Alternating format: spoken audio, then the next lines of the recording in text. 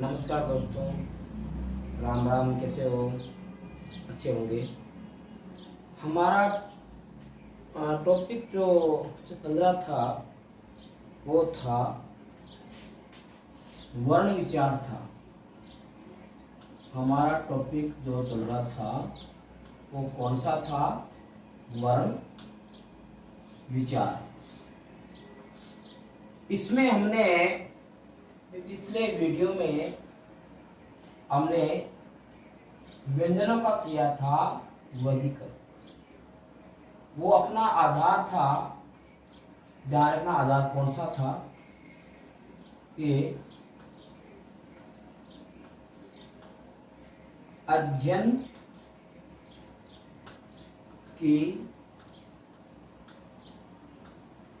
सरलता हेतु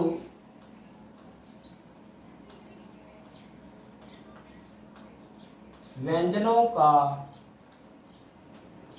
वर्गीकरण, ये हमने आधार दिया था। अध्ययन की सरलता हेतु व्यंजनों का वर्गीकरण।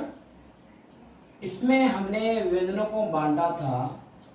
हमने व्यंजनों को बांटा था 3 भाग में, जिसमें भाग अपना पहला कौन सा था? देखो, स्पर्श व्यंजन। पहला कौन सा था? स्पर्श व्यंजन। स्पर्श व्यंजन का एक दूसरा नाम भी था वर्गीय व्यंजन। कौन सा नाम था? वर्गीय व्यंजन, जो संख्या में थे कितने? 25। स्टार्ट कहां से हुए थे हमारे स्पर्शी व्यंजन? कौन से हैं कि कैसे लेके मैं तक के जो व्यंजन हैं उनको हमने स्पर्श व्यंजन माना। स्पर्श व्यंजन का दूसरा नाम है वर्गीय व्यंजन। एक तो यह हो गया। इसी का दूसरा हमने लिया था अंतस्थ व्यंजन। कौन सा व्यंजन लिया था हमने? अंतस्थ व्यंजन। अंतस्थ व्यंजनों की संख्या है कितनी? 4। और अंतस्थ व्यंजन कौन कौन से हैं? ध्यान रखना, य, र, ल और व। ये हैं हमारे अंतस्थ व्यंजन। और इसी का भाग था अपना तीसरा, उसका नाम था ऊष्म व्यंजन। क्या नाम था? ऊष्म व्यंजन। ठीक है। ऊष्म व्यंजन संख्या में कितने हैं? 4। संख्या में कितने ऊष्म व्यंजन? 4। वह देखो कौन से? तालव्य स, मूर्धन्य स और दंत्य स और है। ये अपने अध्ययन की सरलता हेतु व्यंजनों का किया था वर्गीकरण। आज हम करेंगे, देखना, घोष या कंपन के आधार पर व्यंजनों का वर्गीकरण करेंगे। ठीक है, तो ध्यान रखना।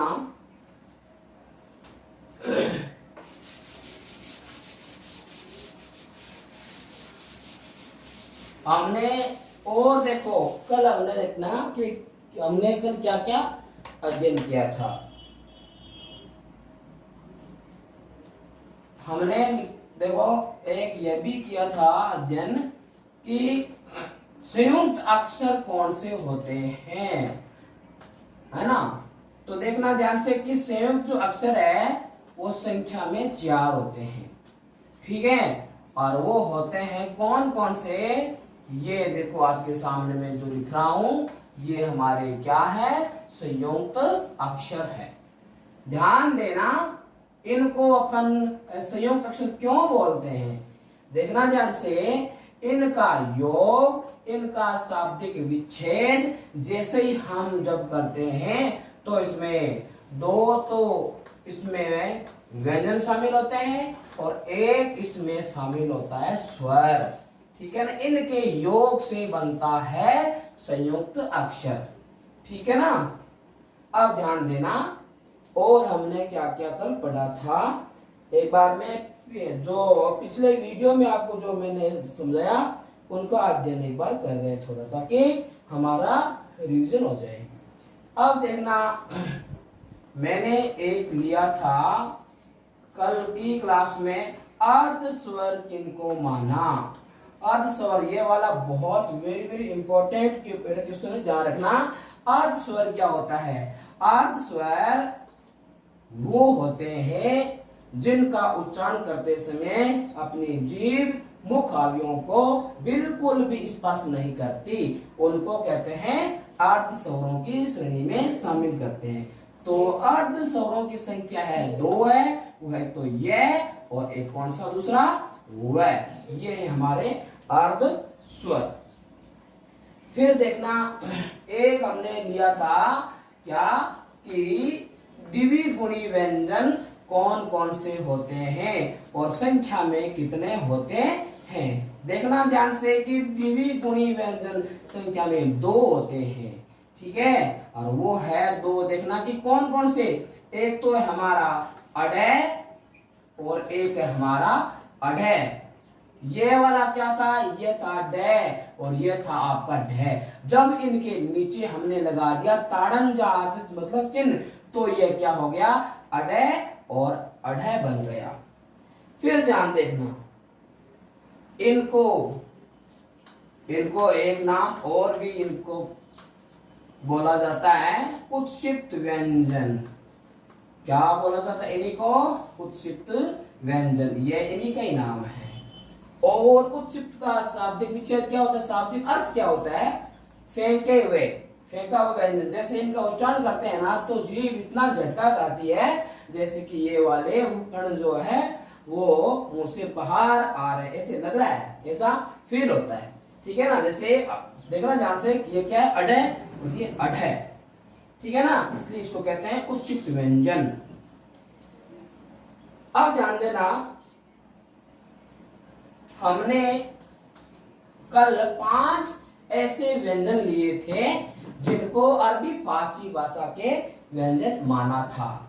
देखना ध्यान से, एक तो है हमारा ये वाला क, ख, ग, और एक हो गया ज, और एक हो गया फ। ये हमारे हिंदी के कौन सी लिपि के? देवनागरी लिपि के व्यंजन है। जैसे ही हमने इन 5 व्यंजनों में क्या लगा दिया? नुक्ता लगा दिया, तो ये व्यंजन हो गए कौन सी भाषा के? अरबी फारसी भाषा के। कौन सी भाषा के बन गए? अरबी फारसी भाषा के व्यंजन बन गए, ठीक है, ध्यान देना। तो ये क, ख, ग, ज और फ, ये अरबी फारसी भाषा के शब्द है। ऐसा कहा किसने था कि ये 5 व्यंजन अरबी फारसी भाषा के हैं? ऐसा कहा किसने था? तो ऐसा मतलब कहने वाला आदमी था, उसका नाम क्या था? याद रखना, वेरी वेरी इंपॉर्टेंट है। क्या? शिव प्रसाद। इनको उपाधि दी गई थी सितार ए हिंद की। सितार ए हिंद की इनको उपाधि दी गई थी। शिव प्रसाद सितार ए हिंद ने कहा था क, ख, ग, ज, फ को अरबी फारसी भाषा के शब्द बताया, ठीक है। और हमारे जो अपनी जो एनसीईआरटी है ना, एनसीईआरटी है, इसने क्या कहा कि ओनली फॉर, एक तो ये ख और ज और फ, ये मतलब 3 ही व्यंजनों को अरबी फारसी के बताया किसने? एनसीईआरटी ने, ध्यान रखना। फिर हमने एक ऐसा व्यंजन है जिनको माना था अमानक वर्ण माना है। अमानक वर्ण, या इसको अपन व्यंजन भी बोल सकते हैं। वो क्या है? वो ये हमारा ज है, ये वाला ज है, ठीक है। इसको अब हम ना अमानक व्यंजन की श्रेणी में शामिल करते हैं। एक बार इसका भी एग्जाम में आया था, ठीक है ना, इसलिए मैंने आपको ये वाला समझाया है। फिर देखना, हमारे एक हिंदी व्याकरण के हुए थे पाणिनि, जिनका नाम क्या है, वेरी वेरी इंपॉर्टेंट है, ये भी नाम याद रखना है आपको। ये मतलब क्या नाम था उनका, जो हिंदी व्याकरण के क्या है, पाणिनि है।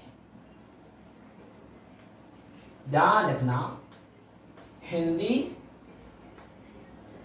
व्याकरण के क्या लिख रहा हूं, देखो ध्यान से देखो, हिंदी व्याकरण के पाणिनि कौन है। तो ये जब एग्जाम में आ जाए तो आपको याद रखना है, कामता प्रसाद गुरु। क्या नाम याद रखोगे, कामता प्रसाद गुरु। ये है हिंदी व्याकरण के पाणिनि। ठीक है, इसके बाद आज हम स्टार्ट करने वाले हैं क्या, व्यंजनों के वर्गीकरण के लिए आज दूसरा आधार लेते हैं। वो क्या है, घोष या कंपन के आधार पर व्यंजनों का वर्गीकरण। घोष या कंपन के आधार पर व्यंजनों का वर्गीकरण। सबसे पहले आप लोग ये ध्यान रखना कि मैंने यहाँ लिखा है कि क्या लिखा मैंने, घोष। इसका क्या अर्थ होता है, घोष का मतलब होता है गूंज। क्या होता है, घोष मतलब गूंज होता है। घोष या कंपन के आधार पर व्यंजनों का वर्गीकरण होता है दो प्रकार का, है ना, दो प्रकार का। ध्यान देना, घोष या कंपन के आधार पर व्यंजनों का वर्गीकरण होता है दो प्रकार का। तो इसमें एक तो होगा अपना कौन सा, अघोष, दूसरा कौन सा होगा, सघोष। एक में तो आएगा, देखना, एक तो क्या है, अघोष है, और दूसरा कौन सा है, सघोष। अघोष का मतलब क्या होता है कि जिसमें घोष नहीं होता, क्योंकि इसमें जिसमें अ उपसर्ग ऐड हो जाता है, ए का शाब्दिक अर्थ क्या है, नहीं। अघोष का मतलब क्या होता है, जिसमें कंपन नहीं होता, जिसमें गूंज नहीं होती, वो होता है अघोष। और सघोष का क्या मतलब है, सघोष वो व्यंजन होता है कौन सा, कि जिसमें घोष होता हो, जिसमें कंपन होता हो, जिसमें गूंज होती हो। तो अपन घोष या कंपन के आधार पर व्यंजनों का वर्गीकरण दो प्रकार से करेंगे। वो है, एक नंबर देखो कौन सा है, अघोष, ये में लिख दिया ना अघोष, और दूसरा कौन सा है, सघोष। ध्यान देना, जहां ए उपसर्ग ऐड हो जाता है वहां ए का अर्थ क्या होता है, नहीं। अघोष मतलब जिसमें घोष नहीं है, मतलब जिसमें गूंज नहीं है और जिसमें कंपन नहीं है, वह अघोष कहलाते हैं। और स का शाब्दिक अर्थ क्या होता है, सहित, मतलब घोष के सहित, गूंज के सहित, और यानी कि कंपन के सहित, है ना। तो हिंदी में व्यंजनों का घोष या कंपन के आधार पर वर्गीकरण जो होता है वो होता है दो प्रकार का। नंबर एक अघोष, नंबर दो सघोष। अब आपको अघोष और सघोष का शाब्दिक अर्थ तो आपको आ गया होगा समझ में कि अघोष क्या होता है, ऐसे व्यंजन जिसमें गूंज नहीं होती, जिसमें कंपन नहीं होता, जिसमें मतलब घोष नहीं होता। ठीक है, और मतलब एक चीज जो है ना ये सघोष, इसका मतलब क्या है, सघोष का मतलब यह है कि जिसमें गूंज होती हो, जिसमें कंपन होता हो, जिसमें घोष होता हो। ठीक है, अब अपने को ध्यान ये रखना है कि अघोष व्यंजन होंगे कौन से और सघोष व्यंजन होंगे कौन से। ठीक है, तो ध्यान देना, मैं अब आपको समझा रहा हूं कि अघोष व्यंजन कौन से होते हैं। प्रत्येक वर्ग का वर्ग होते हैं, 5 होते हैं। एक तो होता है अपना कौन सा वाला, अपना क वाला, दूसरा कौन सा की च वाला, तीसरा कौन सा ट वाला, और चौथा होगा त वाला, और पांचवा होता है वर्ग प वाला। तो मैं ये लिख रहा हूं कि प्रत्येक वर्ग का कौन सा, पहला दूसरा व्यंजन। ठीक है, प्रत्येक वर्ग का पहला दूसरा व्यंजन। आपको ऐसे नहीं आ रहा समझ, ऐसे मैं आपको बता देता हूं। जैसे मैंने लिख दिया क, ख, ग, ये मैं पांचों वर्ग आपके सामने लिख देता हूं। और फिर आपको समझा देता हूँ कि पहला दूसरा क्या है, तीसरा चौथा पांचवा क्या है। आप आराम से इसको समझिए एकदम आहिस्ता आहिस्ता। और जो भी आपको समझ नहीं आ रहा है तो कमेंट बॉक्स में आपका कमेंट छोड़ देना, मैं देख लूंगा और वापस आपको समझा दिया जाएगा। ये मैंने आपके सामने लिख दिए पांचों वर्ग। ध्यान देना क्या ये है, प्रत्येक वर्ग का मतलब कौन सा, देखो कि पहला और दूसरा, ये आ गया पहला और ये दूसरा, ये पहला ये दूसरा, ये पहला ये दूसरा, ये पहला ये दूसरा, ये पहला और ये दूसरा। इसकी बात मैं कर रहा था। तो प्रत्येक वर्ग का पहला और दूसरा व्यंजन क्या होता है, अघोष होता है। क्या इसके अतिरिक्त और कुछ होते हैं? बिल्कुल। क्या देखना, हमारे तीनों से जो है ना, एक तो अपना तालव्य से, दूसरा मूर्धन्य से और तीसरा अपना कौन सा सही है, दंत्य से। ये से भी है ना, तीनों के तीनों वो अघोष में गिने जाते हैं। ठीक है, आपको आगे होगा ये वाला कि समझ अघोष व्यंजन कौन से होते हैं। अब आपको ऐसे पूछ लिया जाए कि अघोष व्यंजनों की संख्या कितनी होती है, तो क्या आंसर दोगे? अघोष व्यंजनों की संख्या होती है कितनी? आपको समझ में आ गया होगा अघोष व्यंजनों की संख्या। ध्यान से देखो इधर, 1 2 3 4 5 6 7 8 9 10। ये व्यंजन हो गए कितने, 10। तो ये हो गया और ये से हो गए कितने, 3। तो अब आप भी समझ सकते हो कि अघोष व्यंजनों की संख्या कितनी होती है, 13। अगर एग्जाम में आ जाए अघोष व्यंजनों की संख्या कितनी होती है तो आपका आंसर क्या आना चाहिए, 13। ठीक है, ध्यान रखना। अब हम बात करेंगे किसकी, सघोष व्यंजनों की, क्योंकि हमने अघोष व्यंजनों का अध्ययन कर लिया। ठीक है, अब आपको ध्यान ये रखना है कि सघोष व्यंजन कौन कौन से होते हैं। तो आप देख लिया आपने कि अघोष में तो हो गया आपका कौन सा, पहला दूसरा पहला दूसरा पहला दूसरा पहला दूसरा पहला दूसरा और तीनों से भी आगे।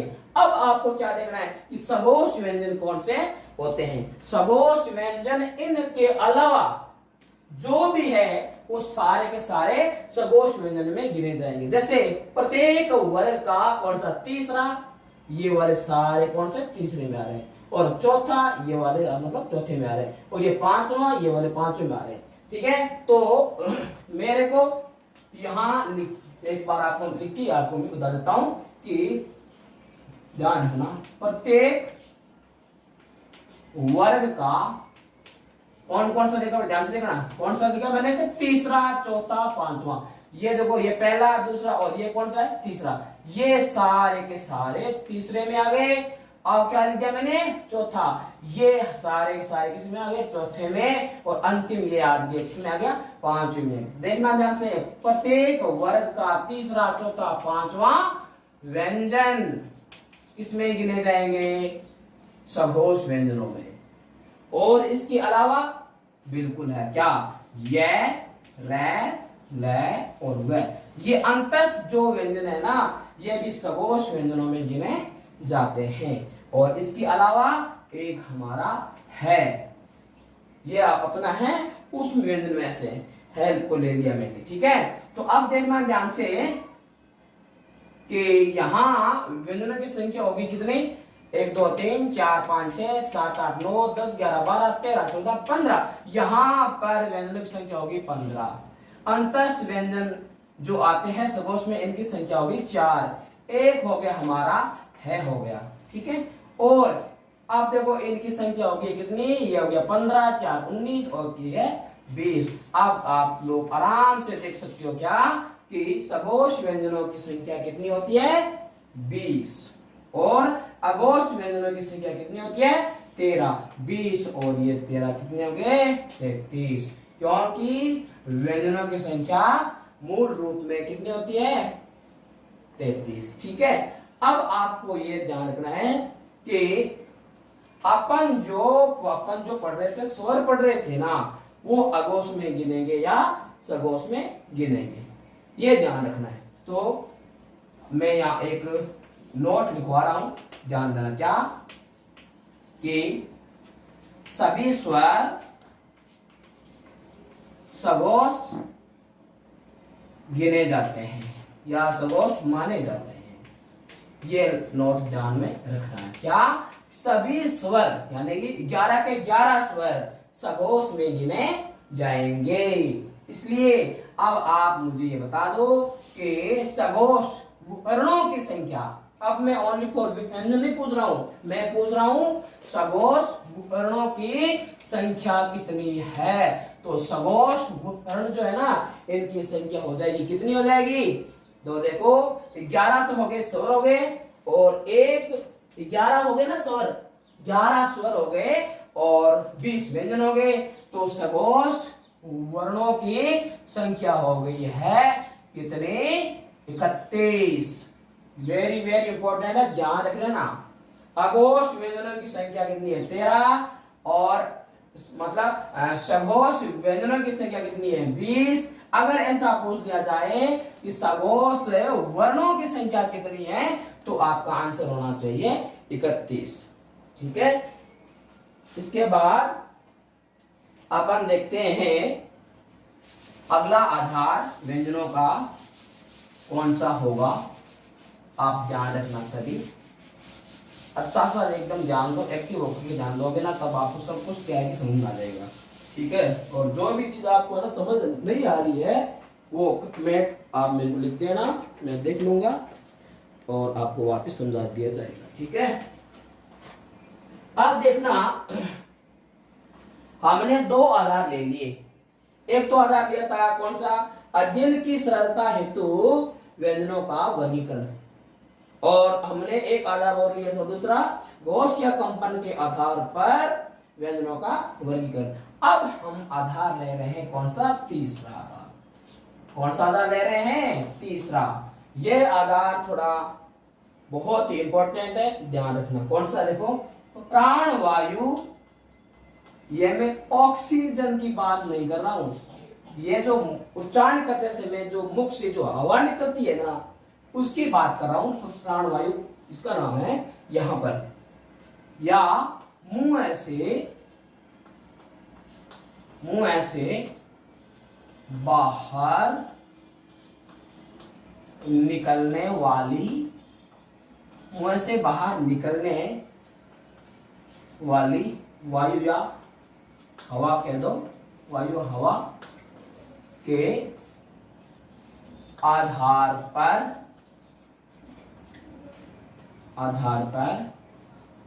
व्यंजनों का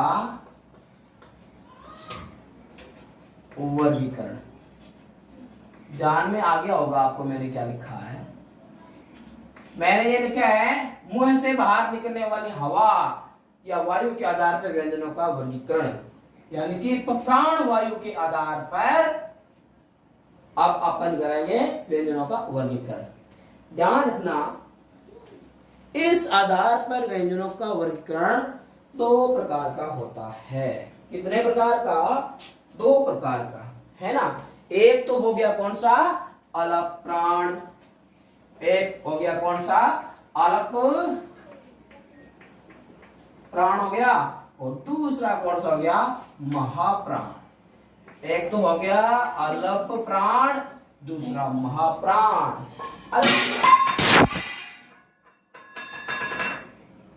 क्या आवाज आ रही है?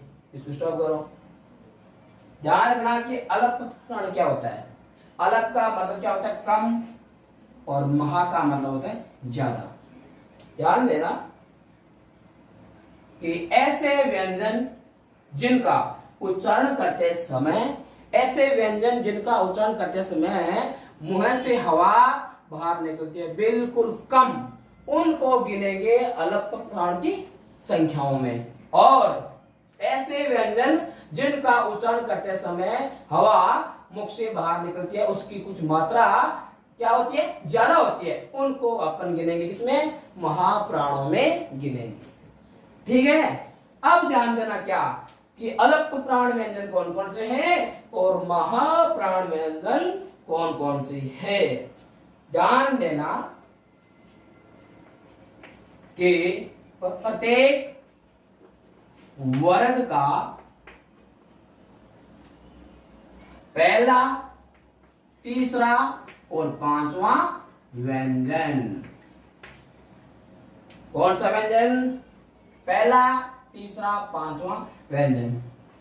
तो प्रत्येक वर्ग का पहला, तीसरा, पांचवा व्यंजन। तो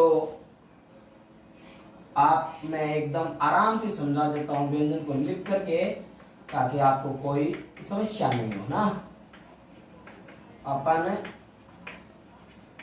समस्या नहीं रखेंगे, आराम आराम से अध्ययन करेंगे, ठीक है।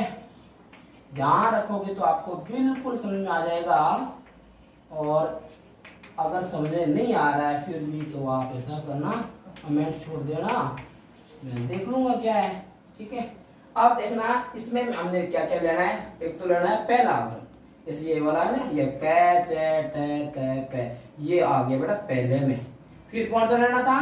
तीसरा, ये पहला, ये दूसरा, ये हो गया तीसरे में, ये गै जै डे दे और बै। और कौन सा लेना था? पांचवा, ये हमारा पांचवा व्यंजन, ये, ठीक है ना। यानी कि पंचमाक्षर, प्रत्येक वर्ग के पंचमाक्षर यानी कि पांचवें में गिने जाते हैं। तो इनकी हमारे होगी संख्या, देखो कितनी होगी है, ये हो गए 5 यहाँ, ये 5 यहाँ हो गए ना, 5 5 हो गए 10, ये 5 यहाँ हो गए, तो इनकी संख्या होगी एक बार देखो 15। फिर इसके अलावा और भी होते हैं क्या? बिल्कुल होते हैं। कौन से? देखो अंतस्थ व्यंजन, अंतस्थ व्यंजन। अंतस्थ व्यंजन का नाम आते ही आपके जहन में याद आना चाहिए क्या? ये, रे, ले, वे, ये होते हैं अंतस्थ व्यंजन, ठीक है। तो इनकी संख्या होगी कितनी? 4। और देखना ध्यान से, क्या सभी जो होते हैं ना स्वर, सभी स्वर जो है ना वो भी किस में गिने जाते हैं?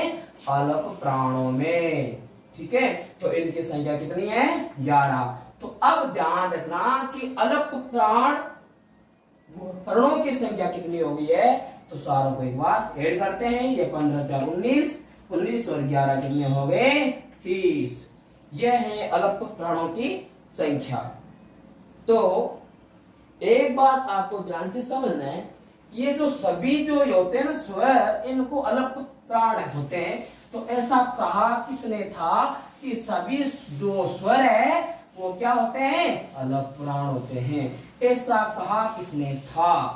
तो नोट डाल के लिख रहा हूं, आप आराम से समझना कि सभी स्वर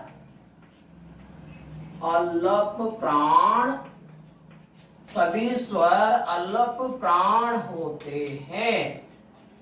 ऐसा कहा किसने था? ऐसा कहा था हिंदी व्याकरण के पाणिनि कामता प्रसाद गुरु ने। किसने कहा था ऐसा? कामता प्रसाद गुरु ने कहा था।